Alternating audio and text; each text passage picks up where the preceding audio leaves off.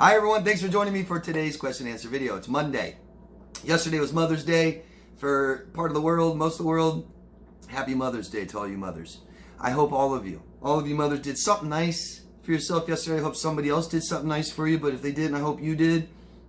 I hope you just had a nice, relaxing day and no stress. If you didn't, try and have a better one next year, okay? If you have children that didn't reach out to you, and they want to reach out to you again, let them know how it feels when they do that. At least, that's not mean. That hurts me when you don't message me, when you don't reach out to me for Mother's Day. Were you aware that it was Mother's Day? And could you tell me why you didn't reach out to me? You forgot. Okay. When's your birthday again? I forgot. All right, well, let's get started in the video. So I recommend something every week. This week, I'm going to recommend a self-confidence workbook. I hope I didn't recommend this already before. If I did, I'm sorry. This is something that I put aside to recommend in the future, and I came across it again, and it's something that I wanted to tell you guys about because it's great. It's interactive. It's more than just a book. You learn, and you learn about your traumas and what happened to you and how to build up your self-esteem, self-worth, self-confidence, and self-respect back yourself. So this is called the Self-Confidence Workbook, a guide to overcoming self-doubt and improving self-esteem. Paperback, Kindle free, audiobook free, paperback, $15.26. You can find it on Amazon in the link below, okay? And it says, let's see what it says. I just want to read this to you because I thought it was pretty cool. From facing your fears to practicing acceptance and self-compassion. The biggest thing, acceptance. Nothing begins until we accept. Until we accept what happened to us, until we accept the decisions we made, the failures we made, mistakes we've made, all of it, okay? We have to start accepting ourselves and where this all started. Practicing acceptance and self-compassion. The Self-Confidence Workbook offers practical, accessible strategies to help you bring out your best self. You'll learn how to guide yourself through self-confidence, landmines in relationships, work, health. With a goal-oriented approach, these proven strategies teach you to silence the self-critic within and guide you toward living your best life with confidence. It's a 5-step program, interactive exercises, guide to understanding self-confidence. No matter what, guys, whether you like it or not, whether it's really beneficial or not, you ordering this, using your hard-earned money, and just trying will help those things. It says it will help. Just that helps, okay? You have to feel worthy of doing these things for yourself, okay? How do you increase your self-worth? Show that you're worth it. Get something like this and try it. Let me know if anyone has ever done it, and if any of those of you who do it, let me know in the future how it worked out for you. Thank you. All right, let's get into the questions. First one's from Jennifer Ellis in the United Kingdom. Hi, Jennifer. Hi, David. I'm going to take shelter to volunteer sometime. You're going to go to a shelter to volunteer. I never miss his videos. Yes, I had a Persian cat called Theodore. We loved each other and helped my depression so much. Wasn't named after Ted Bundy. Sorry, I'm getting to the question. I wonder... Oh, even though I'm addicted to true crime, TV shows, a lot of us are. I wonder if it is to do with abuse we have sustained or our empathy. What do you think, David? True crime shows. Me and Jennifer talked about this before in messages, and I love them too. I go off and on them.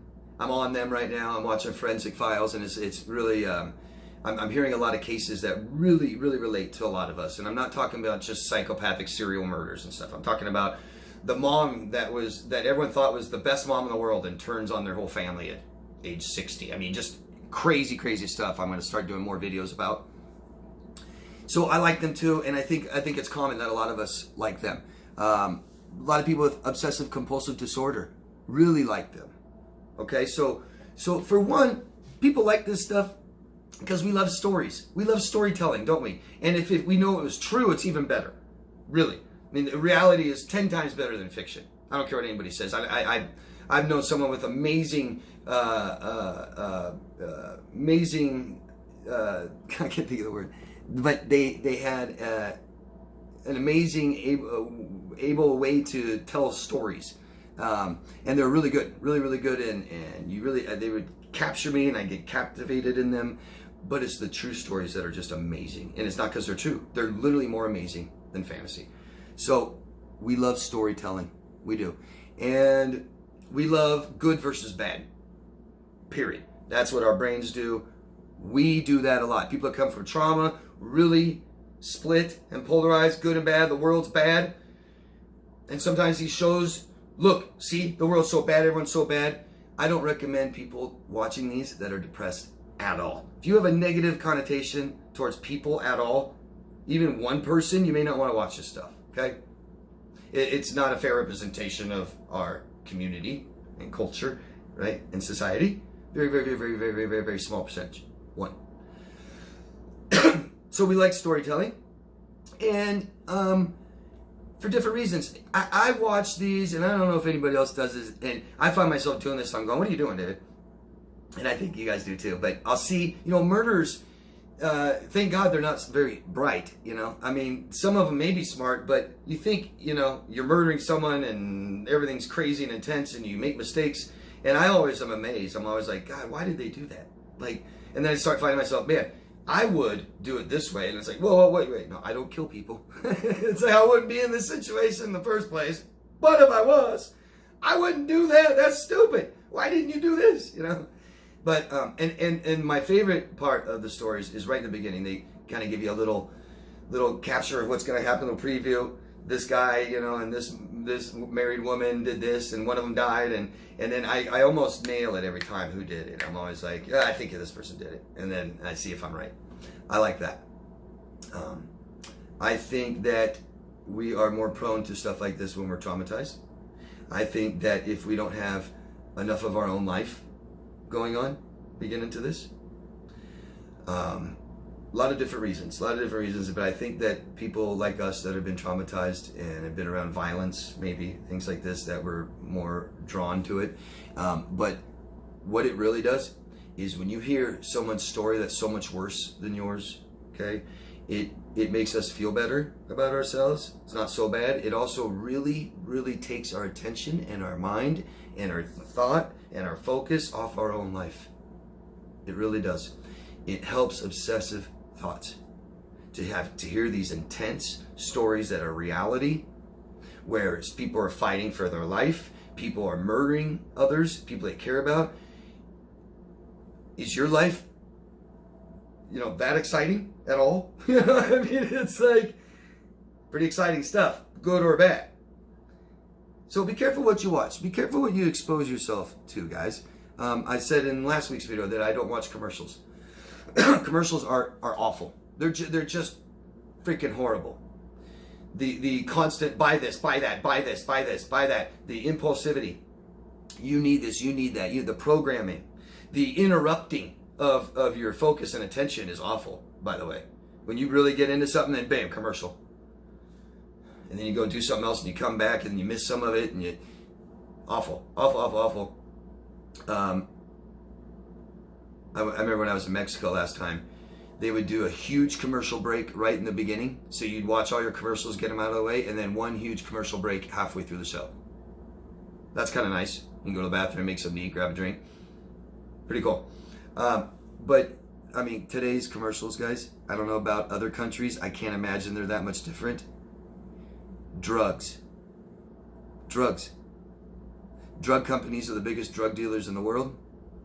And when you sit here and get exposed to this constant, you need this, you're dying, do you have these symptoms? Oh, yeah. I mean, dude, who doesn't have a headache every now and then, or itchy skin, or blurry vision because you didn't get enough sleep last night and you stare at the computer all day, or I mean, all these little symptoms. Oh, do I have it? And if you're already OCD or traumatized, depressed, anxious, dude, don't do this. Don't let this be here doing this. Talking about you might have cancer, you need drugs, just my opinion. So that's why we like them, I think.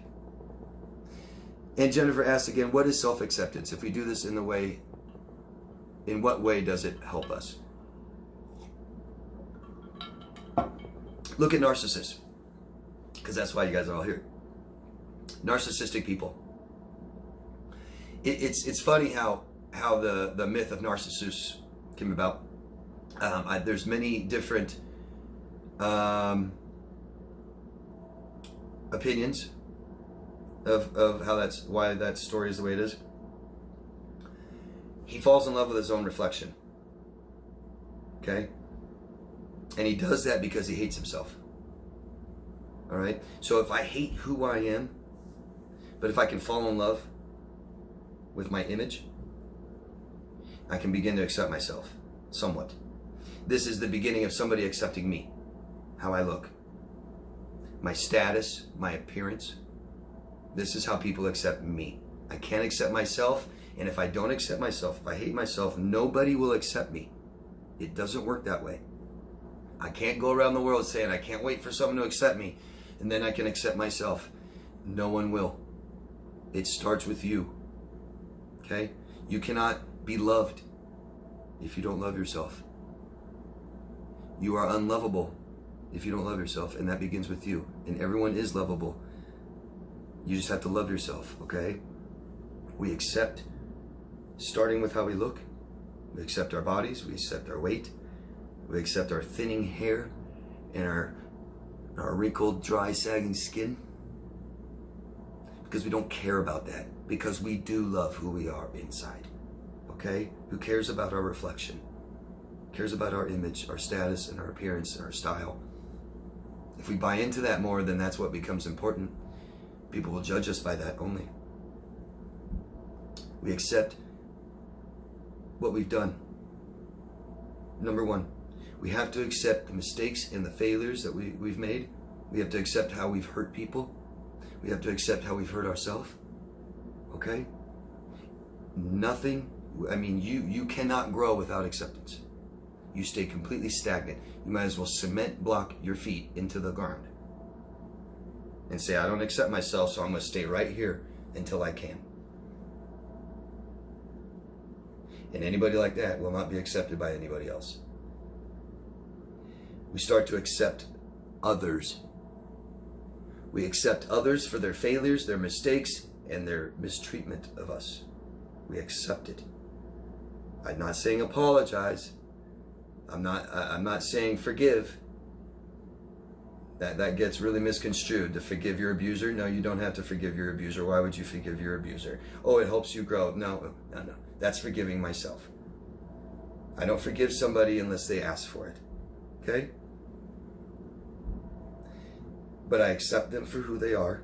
I accept them for who they were. And I accept them for who they are today. And that helps me understand reality and the truth of who somebody is, and then I can make a clear decision if I want them in my life. If I excuse others, they stay in my life. If I excuse myself, I never change. I never fix anything. Traumatic and abusive relationships, they make us feel ashamed of ourselves and guilty. And if we don't start accepting everything that's happened to us and everything we've done, we can't move on. Okay? So we can begin to do what we want by just going through the motions. I've said this before, go into the mirror and talk to yourself and forgive yourself and accept yourself. Tell yourself something good. Tell yourself something good every day. If you had a child, or if you have a child, don't you encourage them? Don't you give them the courage to try? Don't you tell them that they're beautiful? Start being that mother and father to yourself now. And start accepting yourself, okay? And you know, everyone watching this video has been around on this earth for decades, at least 2. And there's a lot to accept, and it begins with our childhood. And a lot of us have had family, parents that never accepted us, okay? So talk therapy, number 1, all right? And just start focusing on who you are, your self-awareness. Know who you are and start loving yourself. That's why you love yourself, if you know who you are. People that hate themselves don't know who they are. They think they're someone else and they're not. You're not bad. People aren't bad. You did something wrong, accept it. Okay?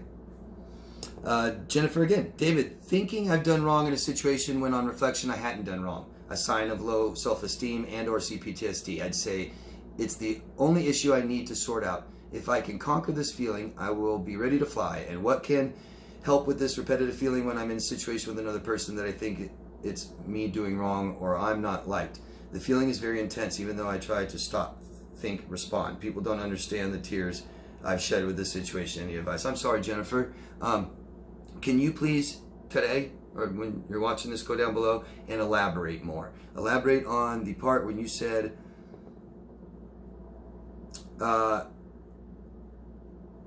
thinking I've done wrong in a situation, but when you reflect on it, you hadn't done wrong. You think it's just low self-esteem.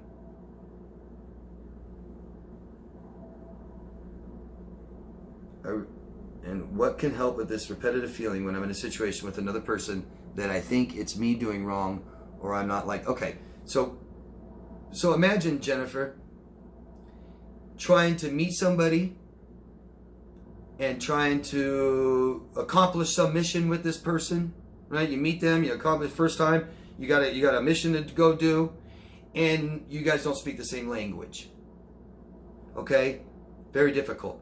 I call it using my arms and legs, hands and toes, fingers and toes, you know, because you're like going this and this many, and we're going to go this way, and no, this way, around this way. I don't know what to tell you. Lots of misunderstanding, lots of problems, right? And that's kind of, and it wouldn't feel good to either person. So it's communication, Jennifer. If you're thinking and feeling these things, it's okay to say it. And we get so nervous to put up boundaries, just to say anything about ourselves, because if somebody might hurt their feelings, they might react badly. We got to stop. We got to start somewhere and communicate with people how I feel. That's your boundaries. Boundaries is my safe zone, but nobody knows that unless I tell them. And that's a measure of my self-worth. Okay? Not your self-esteem. Your self-worth. I have to feel worthy of my boundaries. Somebody is rushing me too much. Can I tell them to stop or slow down? That's up to me. Where's my self-worth, right? If I just tell them, it goes up. So we communicate, Jennifer. We communicate. Did I offend you? No? Okay. And if they say no, there's nothing else you can do. We don't keep looking into it. We communicate, and we have to be responsible. Each person's responsible for themselves. And they communicate who they are, what they want, what they need, how they feel, and the other person responds. Okay? And if one person's going to stay quiet and not tell them, that's their fault. Okay? I don't care how many times I piss you off. If you never tell me, I never know. And you don't get to blow up on me later and call me names and throw something at me and say, you pissed me off 5 times now. I didn't know. Oh, you didn't know, huh? Communicate. Did I offend you? Did I do something wrong? Oh, would you mind not saying that to me? We got to. We have to. Fake it till you make it, right? So that's all you got to do is communicate. And when you start feeling nervous and shy, say, that's just my ego. Who cares? I'm not responsible for their feelings. I'm going to tell them. And if they feel a certain way, then they tell me. And if I can do something to make them feel better, I do. If it doesn't go against who I am. We've been so conditioned to be so sensitive to everyone else's feelings. Way more important than ours. Nope. If the person you're communicating with knows that their feelings are more important than yours, which they are, and your feelings are more important than theirs, weird, huh?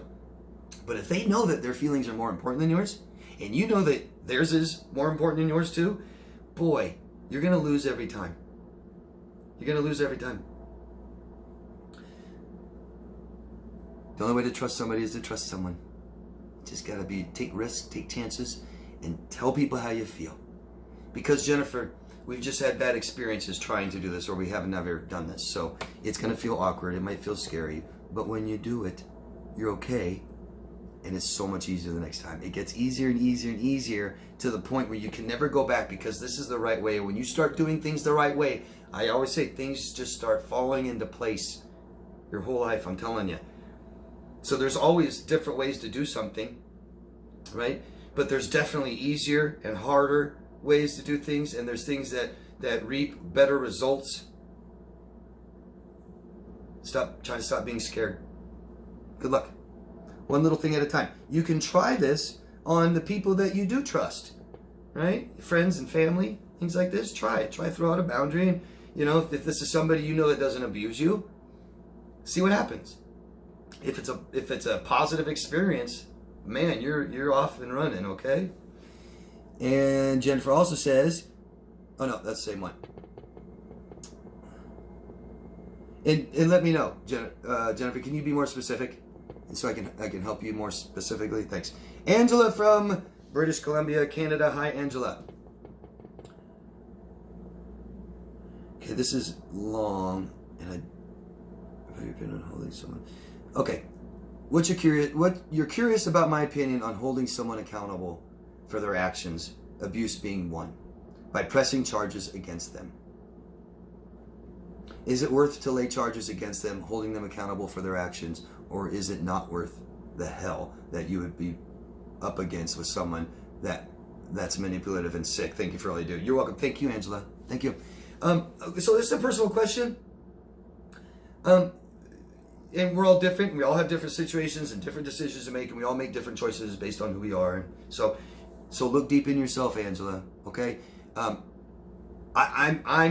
been in this situation. I'm currently still in this situation, I guess, because I've just said screw it. There's nothing more important than your mental health, your values, your feelings. Okay. So this is money and objects. So you're going to really have to think clearly, okay? And I would recommend doing this with another person that you trust, or 2 people, or 3 people, or 4 people. Don't ask them what they would do. And that's what should I do? I'm just trying to figure out what to do. I'm just trying to figure out what the best choice is for me. Can you help me? Who cares what somebody else would do? If anything, it just distorts our own self-awareness. Now we're thinking about what somebody else would do. No. What do you want to do, Angela? And don't, be aware of the things that you really need and how you feel, the things you value, right? You value respect, honesty, integrity, and loyalty, all these things, so you don't really want them in your life again. This person's traumatized you. How will it feel contacting them again, talking to them again? What are they capable of doing to you again? How strong are you to not take them back and go back to them? Is it worth it? If you say, and I know this, if you say screw all that, I'm more important than any amount of money, more than any objects on this planet. I'm more important, and I don't care, he can keep it. I'm worthy of so much better, and it's not what I value. I'm not telling you to do that. I think you'll feel better doing that. But I don't know. I don't know what you're giving up by doing that. So Angela, it's just a real personal question for yourself to answer. I would recommend getting legal advice and see what your rights are. See what you can do first. Okay? You may not be able to do much. You said you did get a lawyer and now have this portion settled and paid out with an agreement signed. Okay. Do you really need more? It really doesn't matter, Angela. It doesn't matter what you do. It matters how you feel about it, okay? So it doesn't matter that you get the stuff back. How will you feel having that stuff back, and how will you feel trying to get it? How will you feel trying to get it and not get it back? Right? I can't tell you. I can't tell you. I've given up a ton of belongings. I've had people steal so much of my stuff because these people value stuff more than people. You can be the best person in the world to someone like this, and all they care about is your stuff. Let them have it. Let them be miserable and alone with it, and let them think about you all the time, every time they see it. You also can detach and purge things. This way it feels really good. I'm sorry, I can't tell you. I don't do that, though. I don't tell people what to do, because you're not me. I can tell you what I would do. Wouldn't help you. You're not me. Okay? You can ask 100 people, and you get 50 people to say to do this and 50 people to say to do that. What are you going to do? You're going to do what 60 people do and not 40? Why? What if you're one of the 40? It doesn't matter what you do, only how you feel about it. Go by that. Okay? Go by what you value. Make a value list. Write every single thing you value in the world and prioritize it from most to least. Okay? And you'll start saying, here's some things that I do value, my belongings and money and whatever it is. But also I value my integrity, my mental health.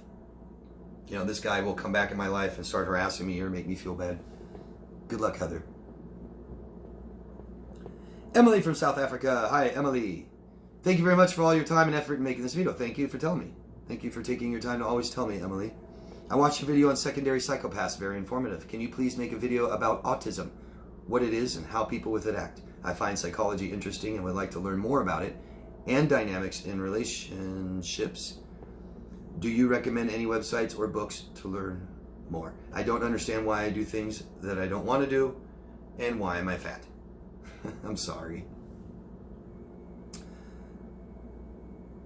I couldn't recommend a book on autism right now. I apologize. And I can make videos about autism. Can you ask me something more specific besides just a video about autism? I get questions often about autism and narcissist. People thinking they're the same thing, or you know, how they just look the same and act the same and stuff like this. Is that what you're asking me? Is that what you want to know? Can you be a little bit more specific instead of just a video on autism? And I don't understand why I do the things I don't want to do. Program conditioning without developing yourself first.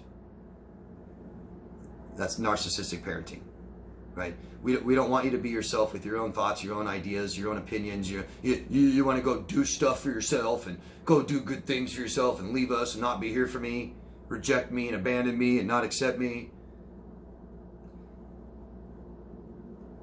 So you've done things you don't want to do your whole life, Emily. You may not even know what you want, okay? And that's okay. A lot of people don't. So start finding out what you want to do, and then start trying to do that. If you don't know what you want to do, you might find yourself doing things that you don't want to do, okay? If you don't know how you feel, you're going to, often people that there are self-awareness, there are people that do not know how they feel. They end up doing things that feel bad. Make sense? A lot of people out there don't know what they value. So they end up doing things they don't value. A lot of people don't know what they need. They think they need other things. I need you. So find out what you want, who you are first, Emily. Mindfulness is being aware of what I'm doing. Okay, so start writing things out, maybe plan things, to-do list. This is what I want to do. Start telling people, okay? Start forgiving yourself if you do things you don't want to do. If you make mistakes, it's okay. Oh, well, next time I want to do this. Why am I fat? Well, Emily, I couldn't tell you why. If you're overweight, I couldn't tell you why you're overweight, Emily. I don't know you. If it's not a medical condition, right, like a thyroid problem, or you're taking medication that does this. If it's not that, typically it's because we may not exercise enough and eat well enough, okay? And this all comes from trauma and depression. We tend to develop eating disorders, very common. We don't self-care. So our parents teach us how to care for ourselves. In other words, we care for ourselves the way our parents cared for us.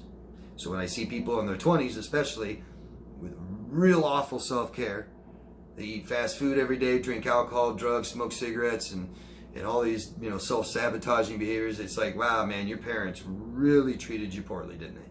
Really bad. Really bad. They did not take care of you. They didn't have insurance for you. They didn't care if you brushed your teeth. They fed you crap or just put crap food in the cupboard.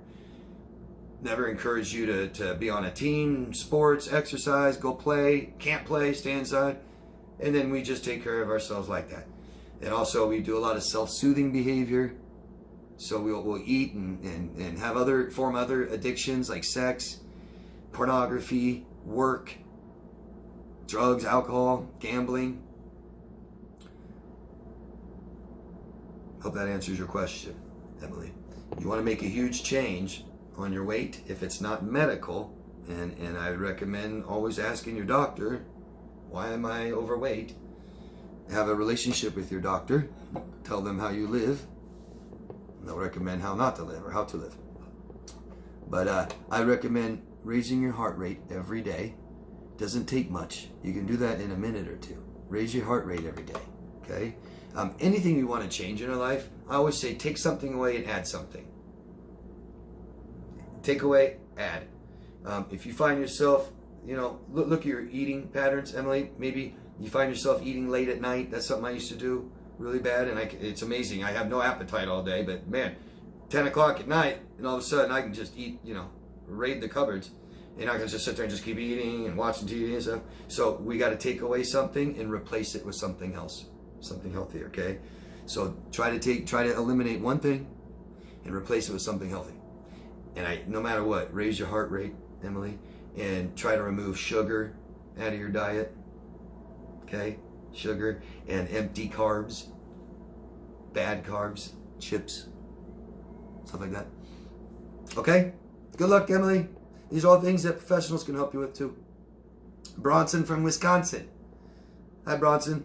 Why does my borderline ex-girlfriend still try to get a hold of me a year later after I changed my number and blocked on all social media? She uses fake accounts. Thanks for the content. Always helped me through my problems. Thank you for telling me, Bronson. Bronson, clearly, she loves you. Can you give her another chance? Just kidding. Just kidding. Hope that didn't trigger you. Why does my borderline ex-girlfriend still try to get hold of me? Because she doesn't know who she is, has no life, and completely obsessed with you. And you're not amazing like she says you are. No one is amazing, right? Borderlines have no life. They have no self. I bet she has no life, right? She probably doesn't even work, has no friends. I know she says she does, but she doesn't really even know what a friend is or how to be a friend or anything like that. So she has no friends. She has contacts, associates, maybe not. Maybe just a sick mom in her life.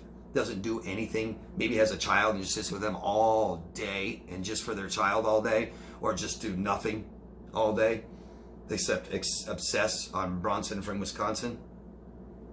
Because Bronson from Wisconsin made me feel good once.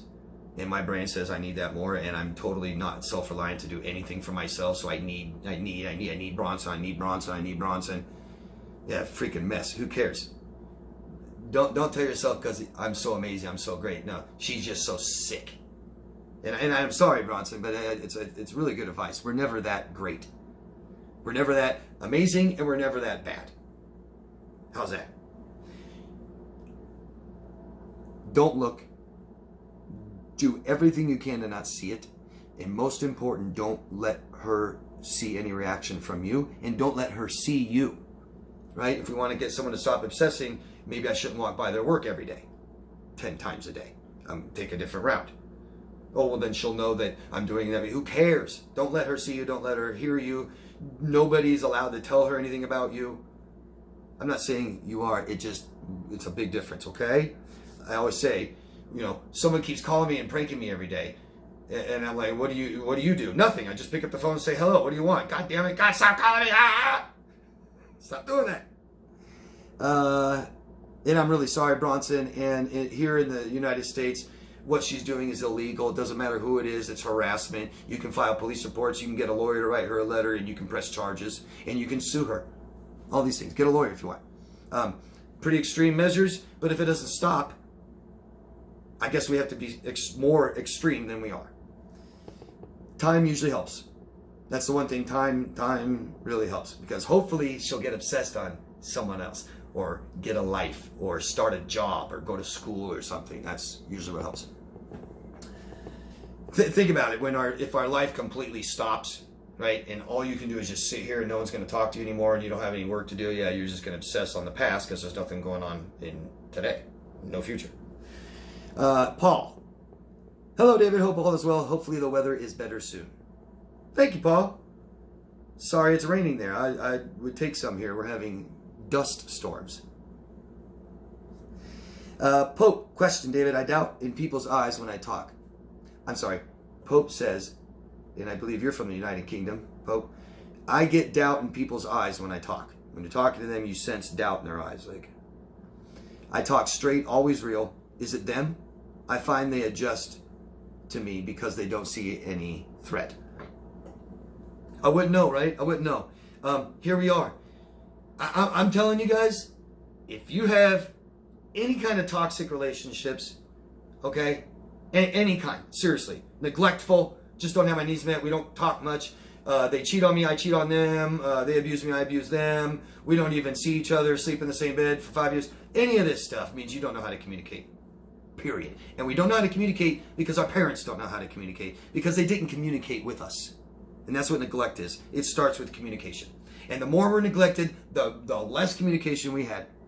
And the people that are the most neglected are just total social idiots.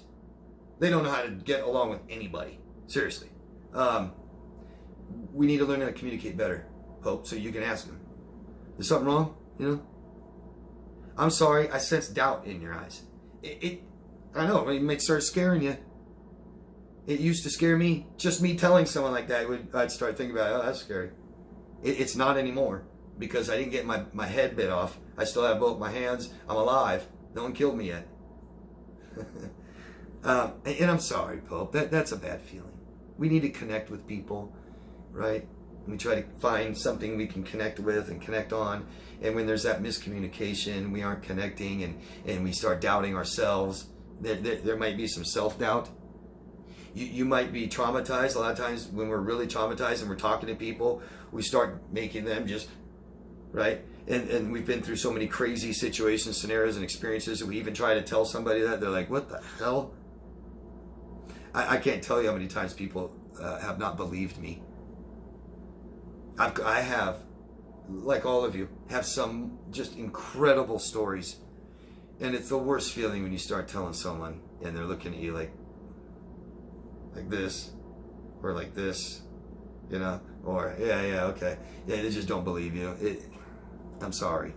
Yeah, I hope you're talking to a professional, Pope, who does listen to you and does validate you. And then we don't need it as much from other people. Maybe that's what it is. I don't know. I'm just trying to guess to help you, Pope. Good luck. Communication skills. That's definite and easy to say. I feel like people are, doubting me. But did you tell them? Did you? No. Okay. Well, what would be the best way to conquer that or get over that? Right? Tell them. Hey, I sense some doubt in your eyes or something.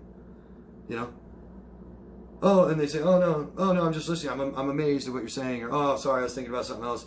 Oh, okay. And then you get them right back, right? Then they start, boom, and they start being more aware. I'm not going to doubt them. Look like I have doubt in my face. You see, it's the only way, Pope. We've just had such bad experiences. A lot of us don't even want to try again, or ever try for the first time.